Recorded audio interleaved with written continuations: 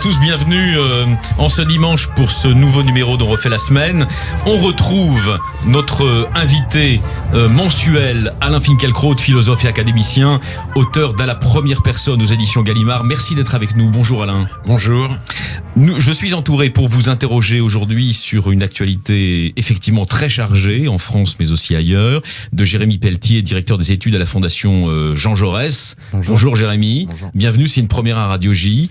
À vos côtés aussi Édouard Aurian-Sipel, vous êtes essayiste, vous êtes membre du Conseil national du Parti socialiste et vous avez une expertise en particulier dans le domaine territorial. Enfin, on va parler des territoires tout à l'heure probablement.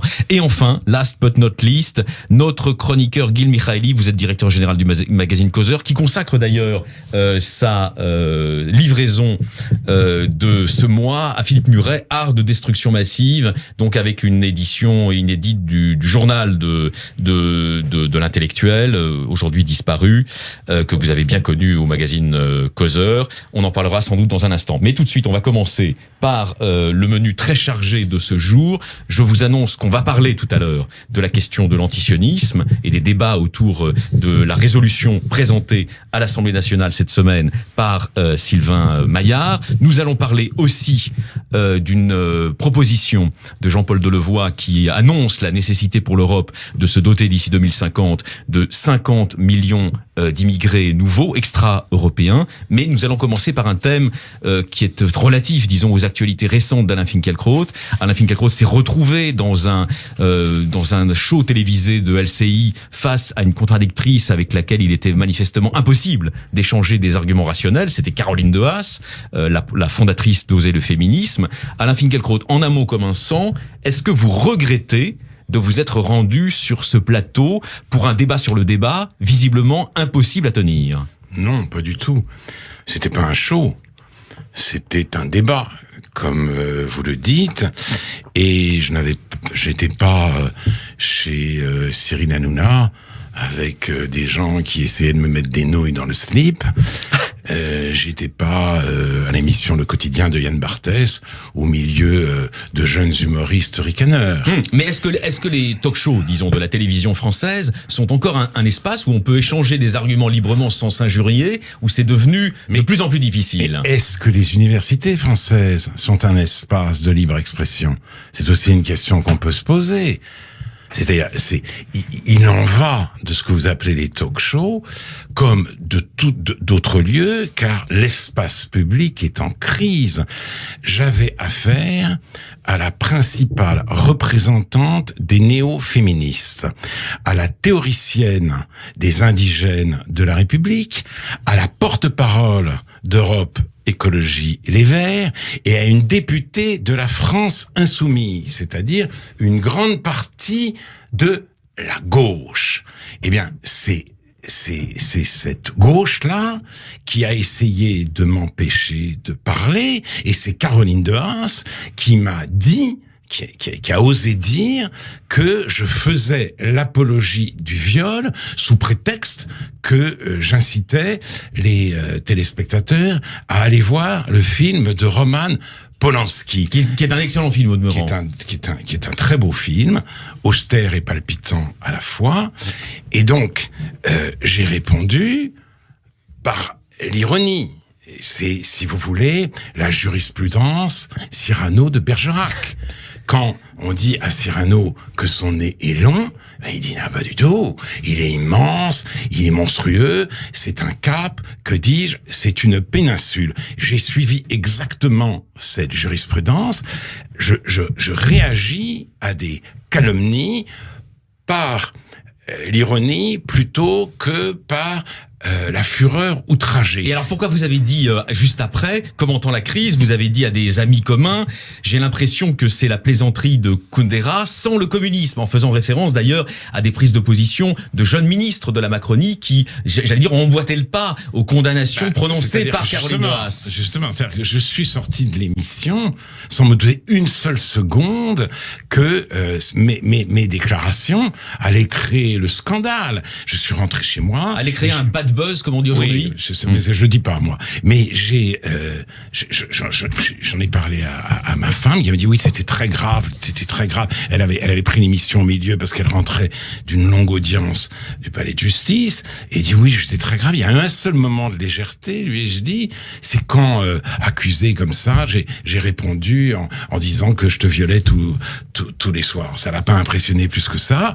Et donc j'ai été étonné, surtout évidemment, de la réaction du Parti socialiste qui a saisi le CSA, de 4 députés de la France insoumise qui ont fait un signalement au parquet, et j'ai vu aussi qu'une pétition avait été envoyée à Radio France, et la défense de Radio France a été, si vous voulez... Il faut dire que l'objet, c'était de demander qu'on vous retire votre émission République. Alors, Radio France, la direction et les producteurs de Radio France ont dit qu'il n'était pas question, en effet, d'arrêter mon émission, mais que d'autre part, j'avais eu tort de me rendre à cette émission, et une productrice a même cru devoir ajouter que elle n'était d'accord en rien avec moi. J'aurais espéré un soutien plus chaleureux, plus empathique, parce que toute cette histoire aurait dû susciter un immense éclat de rire. Mais la question que je me pose concerne en effet l'état de la conversation en France, mais aussi l'état de la gauche.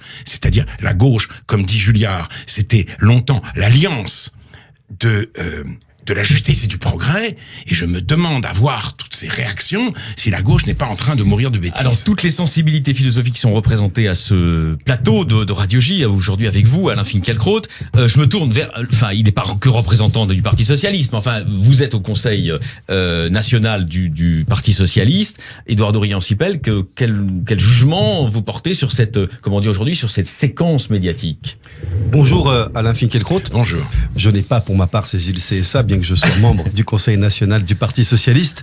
J'ai regardé une grande partie de cette émission et j'ai regardé en direct votre intervention à ce moment-là qui a fait ce mauvais buzz, comme on l'a pu le voir. Vous avez dit à l'instant que l'espace public est en crise. Et ce qui m'a frappé dans cette émission, au-delà de l'ironie provocatrice que vous avez eue, et même si je n'aurais pas fait comme vous, je ne pense pas qu'il faille vous condamner pour autant, et qu'il faut savoir lire en dehors du premier degré immédiat. L'ironie, on peut ne pas être d'accord, mais il n'y en a pas de raison, me semble-t-il, d'essayer de vous censurer par ailleurs. Mais au-delà de cet événement, ou de ce fait de débat, dans ce débat, ce qui m'a frappé, c'est que cette émission, ce jour-là, illustrait presque l'impossibilité d'un débat en France. Je crois que chacun venait avec des assertions, des affirmations, mais il n'y avait pas vraiment de dialogue. Il y avait uniquement l'affrontement, la position ferme d'assertion. Est-ce que vous ressentez, quand vous dites que le débat est en crise, que le débat n'est peut-être plus possible dans la société d'aujourd'hui ou dans la société immédiate, médiatisée du spectacle total? Et pourquoi, selon vous, le débat est-il en crise? Pourquoi le débat est de plus en plus difficile dans notre pays? Alors, personnellement, j'ai essayé de ne pas venir avec des assertions, ni même, comme d'autres ont dit, avec mon ressenti. J'essayais de livrer une réflexion sur l'état de la société française, et notamment du débat. Alors, on peut ne pas apprécier l'ironie. J'ajouterais simplement que quand on me traite de raciste, voire de nazi, et nous en reparlerons à propos du sionisme, je me mets pas, si vous voulez, à m'agiter frénétiquement en invoquant l'avant-bras tatoué de mon père. J'en rajoute aussi. Je dis mais bien sûr, et d'ailleurs, je voudrais rouvrir les camps de concentration pour les mauvais Français. Voilà comment je réponds. Ma fureur prend toujours le ton de l'ironie. Mais le débat, en effet, est en crise pour des raisons très profonde, parce que deux conceptions de la démocratie se font face en France. Dans une conception de la démocratie, c'est l'idée que nous fabriquons en commun le sens. Voilà. Nous avons besoin les uns des autres. Le démocrate est modeste, disait Camus. Il a besoin d'être réfuté, et il peut être aussi modifié par les arguments de l'adversaire. Mais une autre idée de la démocratie, si vous voulez, s'impose aujourd'hui. C'est non pas la démocratie comme une scène, mais la démocratie comme un processus. La démocratie comme le sens de l'histoire. C'était déjà dans Tocqueville. La démocratie, c'est l'égalisation des conditions. C'est magnifique d'ailleurs, ça donne énormément à réfléchir. Mais précisément, si vous avez le sentiment d'incarner la démocratie, votre adversaire n'est pas un autre démocrate, c'est un obstacle. C'est un vestige. Regardez l'affaire Agazinski.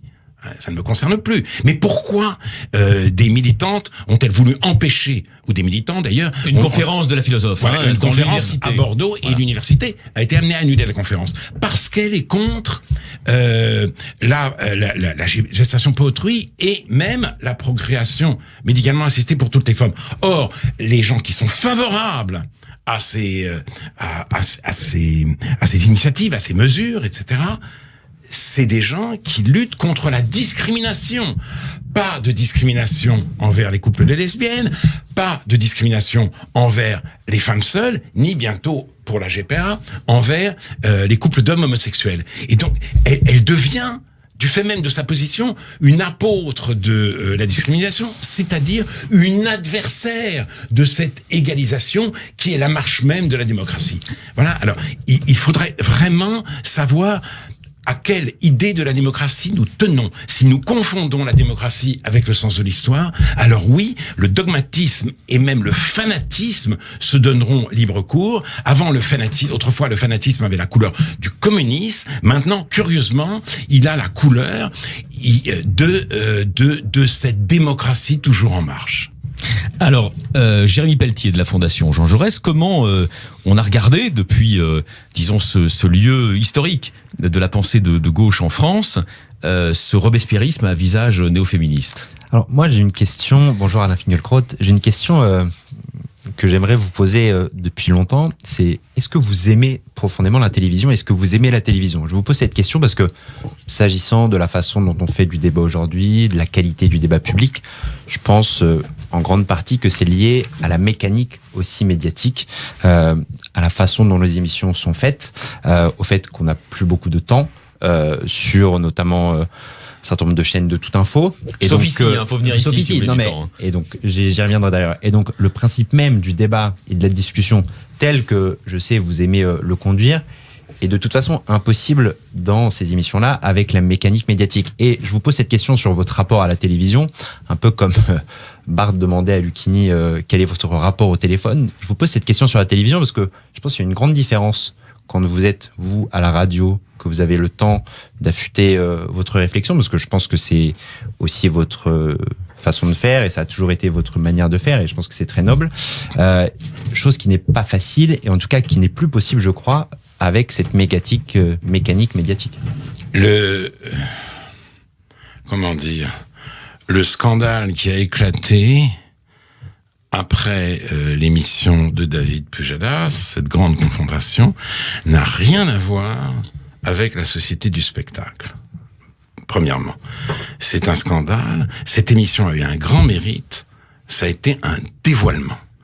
On a vu ce que donnait aujourd'hui, dans ce pays, l'extension démente du domaine du racisme, des domaines du racisme, du sexisme et de l'islamophobie. On ne peut plus parler, on est tout de suite sexiste, raciste ou islamophobe. Quant à mon propre rapport, et ça ne concerne pas seulement la télévision, si vous voulez, je suis allé très naïvement un soir à Place de la République regarder les participants de cette agora nocturne Nuit debout, pour voir. Je ne voulais pas parler. J'ai été avec mon épouse, expulsé dans des conditions ignominieuses. On m'a craché dessus. Je me promenais boulevard de Montparnasse. C'était pas la télévision. J'ai subi un peu la même chose. Oui, j'ai dû faire une conférence. Des manifestants ont dit Finkielkraut des coups de latte, Oui, ça c'était Nuit debout. Et voilà. boulevard Montparnasse, c'était sale raciste, dégage, va à Tel Aviv. Ils étaient une vingtaine. J'ai fait une conférence à Sciences Po sous protection policière. Alors, je suis une cible, mais je ne suis pas le seul. Alors, quant à mon rapport avec la télévision, là où je vous rejoins, c'est qu'en général, je choisis mes émissions après quelques expériences difficiles, notamment une fois chez Frédéric Tadei, où je devais parler de mon livre L'identité malheureuse, et j'avais face à moi notamment le scénariste de Braco, et il avait dans mon livre, j'exposais la position de Barrès, et il croyait que j'étais barrésien. Et donc j'essayais de lui dire qu'il avait fait un contresens. Il m'interrompait sans cesse, et à un moment donné, de guerre lasse, et parce que Frédéric Tadiou n'assurait pas à la police de l'audience, j'ai crié « taisez-vous ». Et c'est ça, ça fait, comme on dit, le buzz sur YouTube. Il y a même des gens, pour se moquer de moi, dans la rue, qui me disent « taisez-vous, taisez-vous ». Donc, fort de ces expériences, je me dis, en général, à la radio, à la télévision, je vais quand j'ai le temps. Soit face à des journalistes, soit face à un seul adversaire. J'ai choisi de faire une exception pour cette grande confrontation, parce que je pensais que l'enjeu est très, très important. J'ai cédé, si vous voulez, à l'insistance de David Pujadas. Peut-être ai-je eu tort, mais encore une fois, si ce n'était que la société du spectacle, ben on pourrait dire, mais tant pis, on s'exprime ailleurs, on fait autrement. Malheureusement, ce n'est pas le cas. C'est une crise de la démocratie, bien plus qu'un problème, qu'un symptôme de l'avilissement de la société du spectacle. Gil Mihaeli, directeur général de Causeur, comment vous lisez, vous, cette séquence et, disons, cette impossibilité grandissante d'échanger des arguments apaisés, on va dire, dans l'espace public médiatique contemporain? Alors, je vais commencer par une remarque. Ça me dérange pas du tout que dans des débats télévisés, les deux protagonistes ne se rapprochent pas. Dans un tribunal, les 12 avocats changent rarement d'avis, c'est-à-dire face aux arguments de l'autre côté. Le débat n'est pas pour eux. Les débats, c'est pour les autres, pour les juges, pour les téléspectateurs. On leur rend service parce que les débats contradictoires est probablement l'une des meilleures façons de se rapprocher de quelque chose qu'on n'attendra jamais peut-être, qui est la vérité. Et c'est ça ma question en fait. Ce qu'on voit en fait, ce sont des militants d'une vérité. Le problème démocratique évoqué par Alain tout à l'heure, c'est justement que dans la démocratie, on est d'accord que la vérité absolue n'existait pas. Et qu'on est tous dans une opinion, et il y a des procédures, quelle opinion est légitime, celle qui a gagné les élections, mais on ne parle pas des vérités. Et ce que je demande, Alain, c'est comment ça se fait que ces universités occidentales où, je dirais, la tendance de fond des années 60-70, c'était le relativisme, comment cette université a accouché des gardes rouges avec une vérité absolue? Alors, mais je vais répondre à toutes les questions en même temps, parce que Jacques Julliard, dans un très beau texte publié il y a quelques jours contre la guerre civile, se souvient de ce qu'a été l'été indien de la démocratie. Et il dit qu'en effet, entre la chute du mur de Berlin et la destruction des tours du World Trade Center, il y a une sorte de parenthèse enchantée. En effet, les gens se parlaient. Et je me souviens des rencontres de Pétrarque, organisées par France Culture en Montpellier. Les premières rencontres, ça avait été créé à l'initiative de Jean-Marie Borzex, réunissaient des gens de revue. On peut dire que Daniel Ben Saïd de la LCR pouvait discuter amicalement avec Philippe Reynaud ou même Pierre Manante. Enfin, il y avait en tout cas esprit, commentaire, le débat, et ça discutait dans tous les sens. Et moi, j'ai fait la connaissance d'ailleurs à cette époque précisément de Pierre Manant et de Philippe Reynaud. C'était un moment d'intelligence crépitante où on aimait dialoguer. Mais même l'extrême gauche, Daniel Ben Saïd par exemple, était représenté et on ne s'engueulait pas. Et on s'engueulait un peu, mais on se parlait. On se parlait, voilà. Mais j'en parle pourquoi? Et là, c'est pour revenir à la question de Gil Mihaeli. J'ai dit la même chose que Julien un jour, et c'était pas la télévision. C'était un débat parfait du Monde. Vous savez, les grands débats du Monde, au mois d'octobre, ils font un truc, un grand festival, c'était l'opéra, etc. J'étais face à Patrick Boucheron. Patrick Boucheron, c'est un grand historien, professeur au Collège de France. Hein. C'est pas le bas de gamme. Et ben j'ai dit ça. J'ai dit, il y a un moment où on se parlait. Et Patrick Boucheron, à ce moment-là, m'a regardé avec mépris, comme tout au long d'ailleurs de notre débat, en disant, mais vous avez fait des recherches pour dire ça? Qu'est-ce qui vous fait dire que c'était bien? Vous avez étudié d'ailleurs? Est-ce que vous travaillez en équipe? Mais non. Donc, tout au long de cette conversation, il ne cherchait qu'une chose, me délégitimer. Je n'avais pas ma place. Au lieu de travailler, je courait les tréteaux ou les plateaux. Et pourquoi disait-il cela? Précisément parce que il incarnait cette vérité absolue qui était le sens de l'histoire. Il allait vers, si vous voulez, la révélation que l'humanité est une. Il défendait la reconnaissance de l'homme par l'homme, ou plutôt la reconnaissance de l'être humain par l'être humain. Il faut parler comme il faut.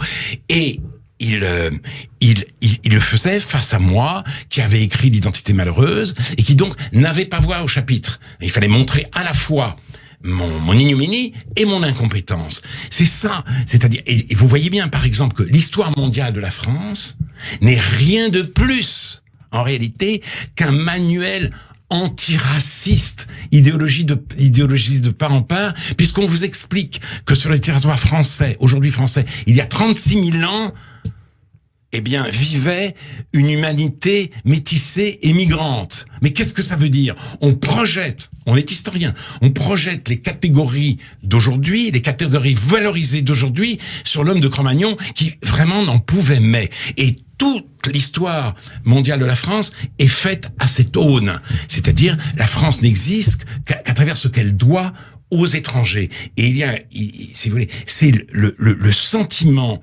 qu'on est dans le vrai parce que on est ce véritable démocrate qui ne fait pas de distinction entre les uns et les autres et qui lutte justement de toutes ses forces contre l'affirmation d'une différence, par exemple, entre l'autochtone et l'étranger. Donc le sens de l'histoire, si vous voulez, et l'idéologie antiraciste font que l'interlocuteur est vécu comme un ennemi à abattre. Alors, sauf sur Radio J, on refait la semaine continue avec vous, Alain Finkielkraut. Un social-démocrate, Édouard Orion-Sipel. Oui, je crois qu'on est au cœur du sujet depuis le début, puisque vous parlez maintenant en livrant ce papier très intéressant de Julliard sur la guerre civile qui peut venir. Vous-même le signaliez il y a quelque temps, vous nous le rappeliez à l'instant, et ça rejoint ce que nous disions, c'est-à-dire que dès lors que le débat n'est pas possible, dans une démocratie, enfin, si on est dans un régime autoritaire, il n'y a pas de débat par définition. On suit par autorité ce qui doit être suivi comme règle, comme norme, édictée d'en haut. Là, on est effectivement dans cette impossibilité du débat. Vous parliez tout à l'heure de ce fait, qui est un fait de société majeur. À moi semble-t-il que Sylviane Agacinski ait été empêchée de pouvoir parler. On peut ne pas être d'accord avec elle. Même François Hollande. François Hollande lui-même a été empêché.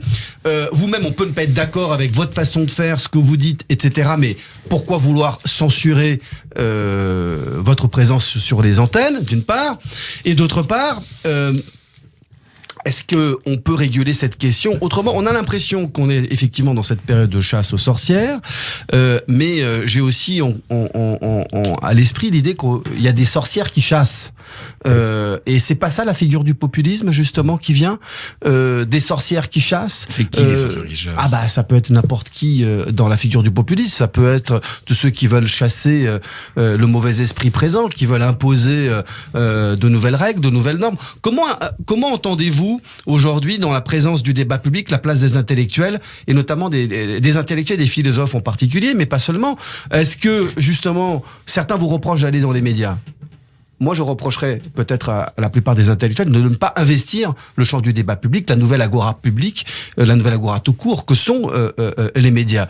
Qu'est-ce que vous pensez là-dessus, de cette frilosité de la part des intellectuels de profession, de ceux qui ont vocation à chercher, à trouver, peut-être même à trouver, de ne pas avoir le courage, peut-être, d'affronter l'espace public nouveau pour essayer de défendre ce qui leur est cher? Alain Finkielkraut. Alors, l'un des paradoxes de notre situation, c'est que la société française s'américanise aujourd'hui, non seulement par le biais de McDonald's ou de Coca-Cola, mais par le biais de l'université. Je pense que le Collège de France est une succursale française de l'université américaine. Et ce qui règne aux États-Unis, c'est la cancel culture. Maintenant, on dit ça, c'est-à-dire la culture de l'annulation. On annule de plus en plus les conférences, voire les cours de gens qui pensent mal, c'est-à-dire qui ne pensent pas. La polémique autour de Gauguin. Oui, bien sûr, ça c'était Gauguin, bien sûr, mais tous ceux qui se sont mal comportés avec les femmes, etc., parce que là encore, c'est l'inégalité, et tous ceux qui ne pensent pas dans le sens de cette égalisation des conditions qui est la vérité même de la démocratie. Donc, la France, aujourd'hui, connaît le même phénomène, s'américanise de plus en plus. Ça vaut pour le terrain médiatique comme pour le terrain universitaire. Alors, sur la frilosité des intellectuels, je ne sais pas. C'est-à-dire là, je ne les accablerai pas. On peut se demander si aussi il n'y a pas une certaine paresse des médias. C'est-à-dire, on invite, c'est un peu comme comme au cinéma, on invite ceux qu'on considère comme les plus bankable pour le moment. Une machine à clash, alors. Ouais. Non, c'est pas ça. Ceux dont on dit que ils feront de l'audience. Donc ceux qui ont une certaine notoriété. Et il est vrai que pour le moment, j'en fais partie. Alors il y a Michel Onfray, il y en a d'autres, etc.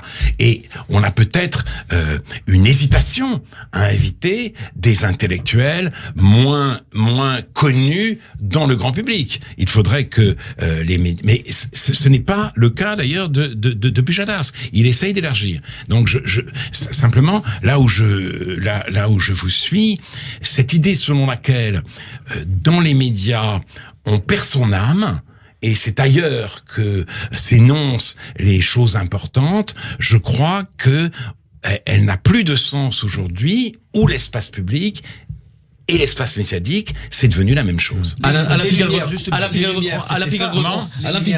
la publicité. C'était la descente des intellectuels dans l'arène publique. Absolument. Voilà. Alain Finkielkraut, on reste avec vous. On marque une courte page de publicité.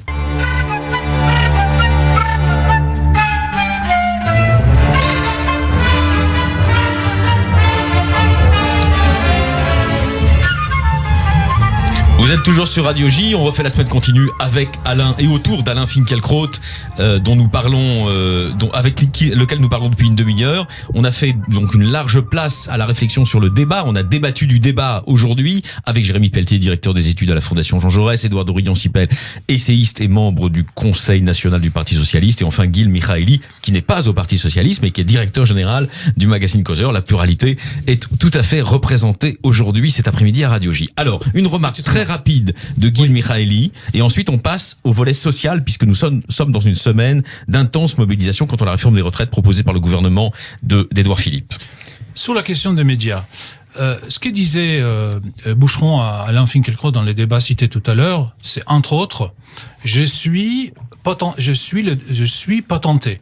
J'ai fait une carrière universitaire dans les règles, j'ai publié dans les revues qu'il fallait, je dois ma promotion à mes pairs, et donc j'ai le droit de parler. Donc on a un champ en sociologie qui se ferme et qui, au-delà des problèmes de différences d'idées, et avec ce qu'on voit aujourd'hui, avec cette radicalisation de l'université, il y a un citadelle qui a été pris. S'il y avait pas les médias pour faire ces carrières alternatives, depuis j'accuse des Zola, c'est le moment de naissance des intellectuels. Pour les Lumières, je ne sais pas comment il faut le qualifier. C'est très important de pouvoir contourner l'université, qui est une institution et qui peut tomber dans tel pouvoir. Qu'est-ce qu'auraient fait des gars comme nous, c'est ça, oui. Qu'est-ce que vous en pensez? Je veux dire que j'ai aussi fait une carrière universitaire quand même. Mais je suis d'accord avec Gil Mikhaeli. Mais c'est ce qui... Non, mais c'est pas... J'ai dit ce qu'il voulait dire. C'est que vous voulez dire ça. Oui, mais c'est tout à fait juste. Vous avez fait les deux. J'ai essayé de faire les deux. Je suis pas tenté. Et vous non. Vous n'êtes pas homologué. C'est exactement ça. C'est c'est exactement ça. Oui. Alors, on passe à une actualité évidemment très chargée aussi. Ça n'est pas celle du débat sur le débat, mais du débat sur les réformes d'Emmanuel Macron. On le sait donc au cœur, bien sûr, de la matrice de ce président de la République. Il y avait le projet de révolution. Alors, c'est pas la révolution sociale, c'est la révolution de la réforme, réformer la France, la transformer pour l'améliorer. Vous aviez lu, d'ailleurs, je crois, en son temps, son manifeste, qui s'appelait Révolution, Alain Finkielkraut, on va en parler avec vous dans un instant. Mais vous souhaitiez réagir à une déclaration, on va dire, qui accompagne la mise en musique médiatique, médiologique, des réformes, c'est celle de Jean-Paul Delevoye qui a déclaré récemment dans le Figaro, puis ensuite sur des chaînes amies et non concurrentes, qu'il fallait faire venir à terme, d'ici 2050, dans l'espace de l'Union européenne, à peu près 50 millions de nouveaux migrants. Qu'est-ce que vous en pensez? Je suis atterré par cette déclaration. Il dit Delevoye qui est quand même le monsieur retraite du gouvernement. Il travaille sur la réforme des retraites depuis 3 ans. En tant que haut-commissaire, il est entré au gouvernement. Aujourd'hui, plus un politique n'est capable de parler d'immigration parce que tout le monde s'hystérise, il va très très loin. Et s'il avait raison. On cherche à jeter. Non, mais s'il a raison, c'est la catastrophe. Non, mais s'il avait raison sur un plan démographique. Vous Mais n'êtes oui, pas mais- posé la question? Mais bien sûr qu'il a raison. Mais s'il a raison sur un plan démographique, l'Europe ne sera plus l'Europe va mourir. On peut décider que l'Europe doit mourir pour les retraites, mais on cherche hier le juif, demain le musulman, après-demain ce sera un autre. Et quand même, Jean-Paul Delevoye, membre du gouvernement, dit ça après la manifestation contre l'islamophobie, où on a vu une petite fille, la pauvre, affublée d'une étoile jaune. Tout le monde a été choqué. Les gens ont dit il faut pas confondre. Et un membre du gouvernement reprend cette analogie à son compte. Mais qu'est-ce que ça veut dire? Ça veut dire que précisément tous les hommes, sans tenir compte de leur origine ou de leur civilisation, traiter les hommes, sans tenir compte de leur origine et de leur civilisation, c'est les traiter comme des produits industriels. Voilà, c'est-à-dire que il en va des hommes comme des choses. Aujourd'hui, c'est être remplaçable. C'est une déshumanisation définitive et totale de l'être humain, aujourd'hui promue par les économistes et par les politiques qui ont une vision purement économique du monde. Alain Finkielkraut, le macronisme, non mais attendez, le macronisme, il est coupable de ça, vous pensez, de cette vision seulement socio-économique de l'être humain? Mais précisément, c'était la vision de Macron quand il a écrit son manifeste Révolution. C'est comme ça qu'il est arrivé au pouvoir. Il a changé. Clairement, il tient d'autres propos. Donc, Delevoye, là, si vous voulez, est en porte-à-faux avec le président de la République. Mais surtout, et c'est ça qui est très intéressant, Emmanuel Macron se fait taper sur les doigts dans le monde par François Doss, le philosophe, qui donne à cette déshumanisation totale la bénédiction de l'antiracisme. Et de Ricoeur, qu'ils oui, avaient en et commun. de l'antiracisme, c'est-à-dire Macron est en train de perdre son âme, les immigrés sont des boucs émissaires, nous vivons dans un climat d'électeurs et d'intoxication sur le prétendu grand remplaçant. Je veux bien que le grand remplaçant soit prétendu, mais si on compte avec des chiffres pareils, 50 millions, demain, il ne sera plus prétendu. Sur l'ensemble de l'Europe. Hein. Oui, il sera réel. Mais c'est énorme, même sur l'ensemble de l'Europe. Et donc, vous ne pouvez pas faire que l'Europe reste l'Europe si on en change complètement la population. Ce n'est pas possible. Et donc, et ça, c'est la conjonction entre cette économiste réaliste et calculateur et cette espèce d'humanisme dégoulinant qui, et d'ailleurs François Doss termine en citant ce discours de Macron à Marseille. Quand je regarde Marseille, je vois une ville française façonnée par 2 millions d'histoires, d'immigration d'Europe, etc. Je vois les Arméniens, les Comoriens, les Italiens, les Algériens, les Marocains, les Sénégalais. Je vois des Marseillais, des Français. Ils sont là, ils sont fiers d'être Français.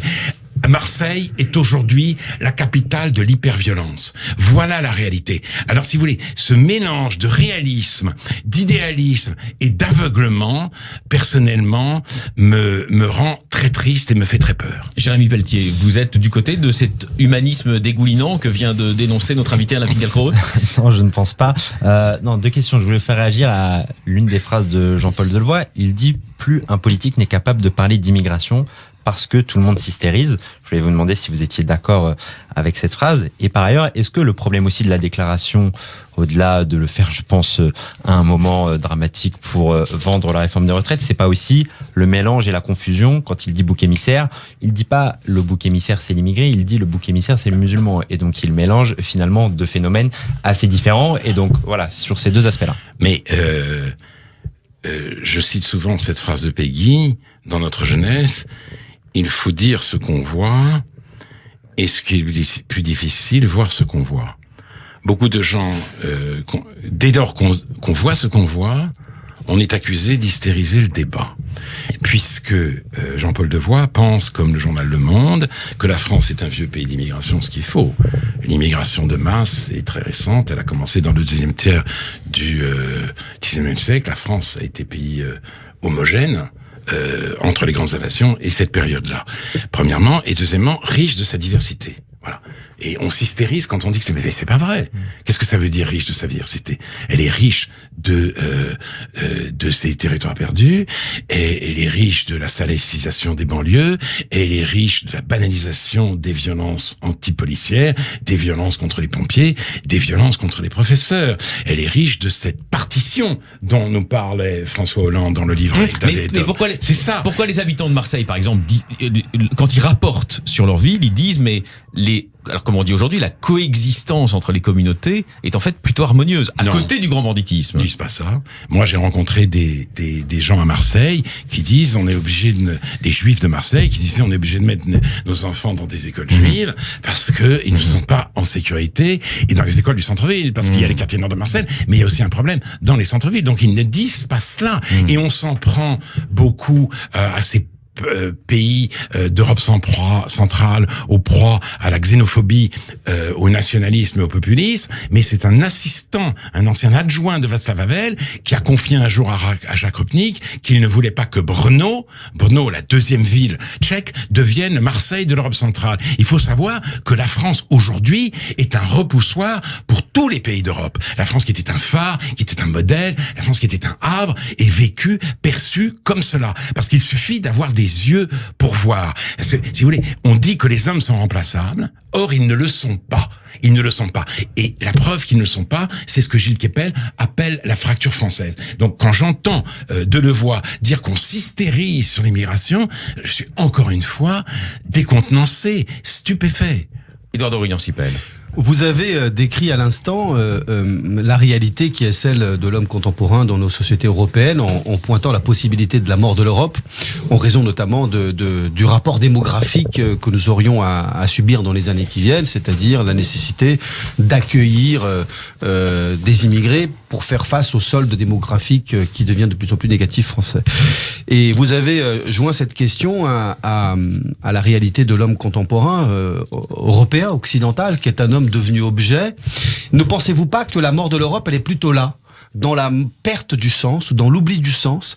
Est-ce que vous pensez que nous sommes encore dans une crise de l'humanité européenne, comme l'avait déjà entendu Husserl au début des années 30?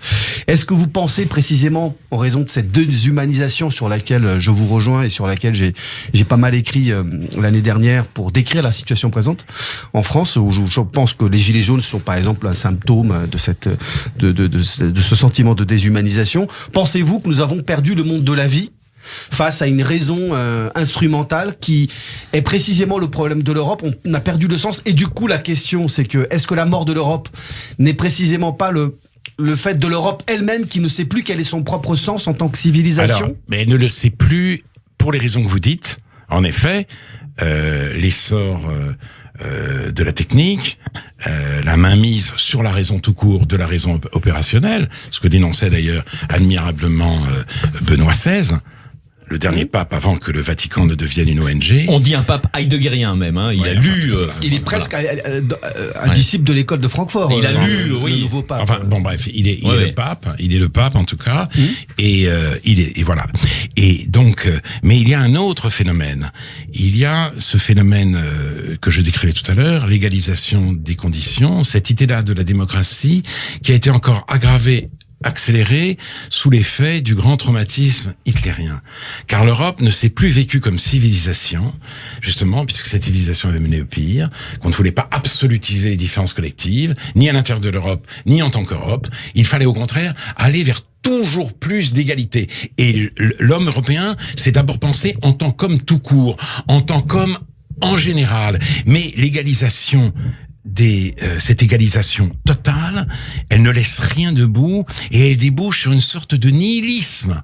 C'est-à-dire, nous sommes tous égaux, tout est égal. Et vous voyez bien qu'à partir du moment où vous faites la différence entre l'un et l'autre, et notamment entre l'autochtone et l'étranger, vous êtes considéré comme coupable par cet antiracisme devenu dément. Et malheureusement, c'est ça l'Europe. Et c'est ça d'ailleurs la grande divergence entre l'Europe centrale et l'Europe occidentale. L'Europe occidentale se pense comme une construction fondée sur des normes, des procédures et des bons sentiments, l'hospitalité, la tolérance, l'Europe centrale se pense encore, ou se pensait, peut-être que même maintenant c'est fini aussi, comme une civilisation qui veut pouvoir persévérer dans son être. Et l'Europe a mis en cause cette propre aspiration comme si elle était en elle-même coupable. Et vous pensez que le libéralisme et la société de consommation sont une cause de cette perte de sens ? Non, mais en tout cas, évidemment, elles sont pas une cause, mais elles font partie de ce mouvement. Merci beaucoup, on se retrouve après une courte page de publicité.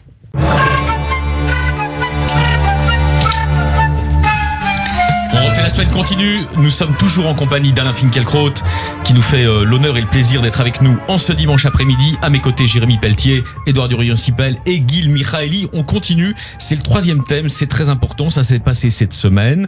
Lundi après-midi, un collectif de 127 intellectuels juifs appelait les députés à s'opposer à une motion déposée par l'un d'entre eux, le député LREM Sylvain Maillard de Paris, pour lutter contre les nouvelles formes d'antisémitisme, une motion qui a d'ailleurs été examinée et votée par l'Assemblée nationale ce mardi. Qu'est-ce que vous pensez, Alain Finkielkraut, de cette démarche de gens? Alors il y a Zev Sternel, il y a beaucoup de monde, beaucoup de people de la gauche juive mondiale qui s'opposent à cette motion et qui mettent en garde contre le risque, disent-ils, de confondre antisémitisme et antisionisme. Alors, je vous reprends sur un mot. Ces gens-là ne sont pas des people.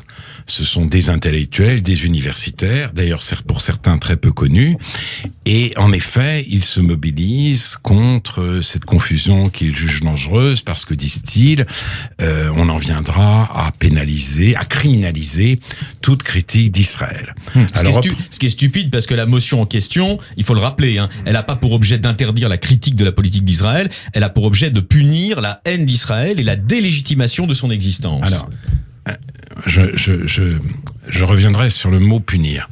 Pour le moment, d'abord, il faut voir que l'antisionisme est une idéologie très singulière.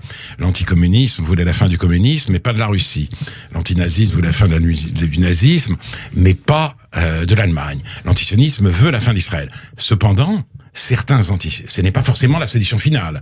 Pour certains antisionistes, il s'agit de remplacer Israël par un État des citoyens. C'est ça qu'il dit, où les Juifs auraient leur place, mais à côté des Arabes et à égalité. Donc, c'était historiquement le projet d'un intellectuel, justement, très éminent comme Martin Buber, par exemple. Non, c'était pas tout à fait la même chose, parce que Martin Buber ne pensait pas simplement en état des citoyens, il pensait que les communautés juives et arabes pouvaient s'entendre en Israël. Mais peu importe.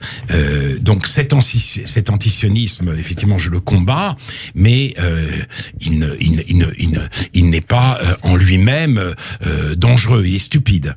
En revanche, une forme d'antisionisme se répand aujourd'hui qui identifie sionisme et racisme. C'est ça, c'est-à-dire que l'État d'Israël est non seulement coupable parce que c'est un État qui marginalise les Arabes et Israéliens et qui opprime les Palestiniens, c'est un État raciste dans son essence même, voire nazi. Et la plupart des antisionistes s'expriment en ces termes, d'où la situation faite aux Juifs qui ont le souci d'Israël. Ces Juifs-là, en effet, on ne les traite plus de sales Juifs. On les traite de sales racistes. Et je le dis dans la première personne, sale Juif, c'est moralement ignoble. Sale raciste, c'est ignoblement moral. Et c'est une injure atroce.